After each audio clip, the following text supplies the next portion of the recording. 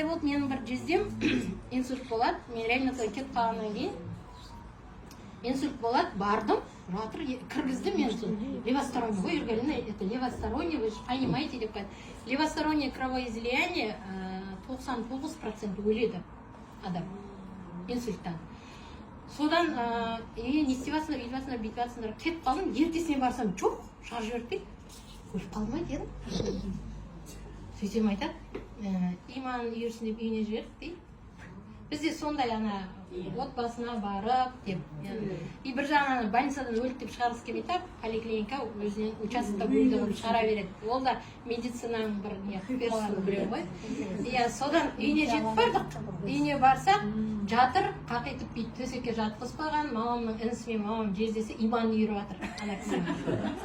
Дұрыс қой, көз деген точка, дем алғаны сезілмейді. Еще біздің реанимация үйіне жетпей өліп қалады деді ма, бүкіл мочевой катетер, интракан деген бәрін алып тастағанда система, обычно мен жібергенде системаны алмаймын, жіберем, үйіне барып, пока елін барып қоштасып болғанша система, олардың да бір андай да, өздері жұбату, типа система құйып отырдық, қарадық деген сияқты, зәрін шығарып төгіп отырдық деген сияқты.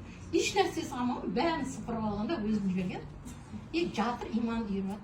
Сосын кірдік, күйеуім менің серебряный директор. Содан жаңа бүйтіп, әдейі бүйтіп, тірі қала ма дейді. Білмеймін дедім, дыхание деп, нитевой, пульс нитевидный. Білмеймін деп қойым, сосын бүйтіп, елдің бәрі жақсы болып жатыр. Әкел ана 2 бутылканы, 9 баласы бар, тауып береді ақшасын дейді. Сөйтсе, ойбай, ол қымбат шығар. Алып келіп, сосын баласына күйеуім айтты. Жұтпайды ғой дейді. Күйеуім айтты, ерінін ашта деді, тісінің арасына тамыза берді. Сол мен 2 бутылканы тастап кетіп қалып, пербекті Виталий дейді. Сосын 5 күн өтіп, ұмытып кеттім мен оны. 5 күннен кейін жаңағы баласы машинаның зажигатель ма? Оны аккумулятор тоққа қойып қояды, не нәрсе? Зарядка. Сондайын сұрап, звондапты. Жезде мен машинам жүрмей қалып, зарядник айтып берді. Соны барып, келіп кетеді. Сен жездең тұрып отыр дейді. Не может быть деймін, мен врач логически ойлаймын ғой. Содан, не может быть дедім. Әшейін қазыңда ойнай береді ана шалменен. Сосын бір 15 күн өтті, Меркеден келе жатқанбыз, жолдың бойында тұрады, кіріп кетейік дедік енді амандасып.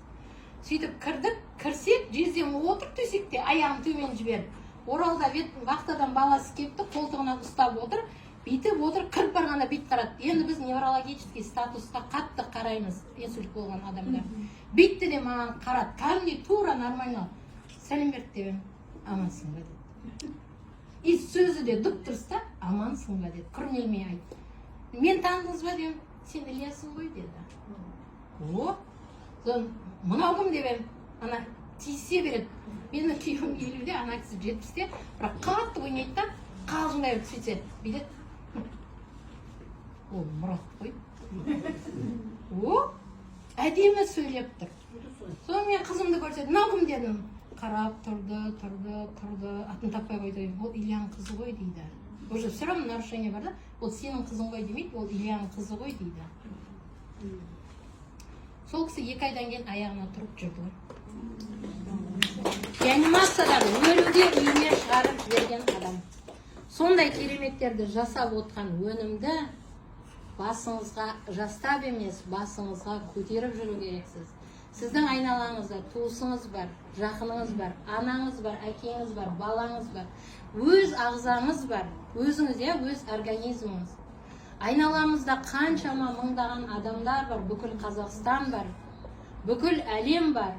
Осы мүмкіндікті Алла беріп тұрғанда неге пайдаланбасқа? Неге оны көрмеске, неге жақсылығын алмасқа, және бүкіл әлемге неге паш етпеске? Рахмет бар.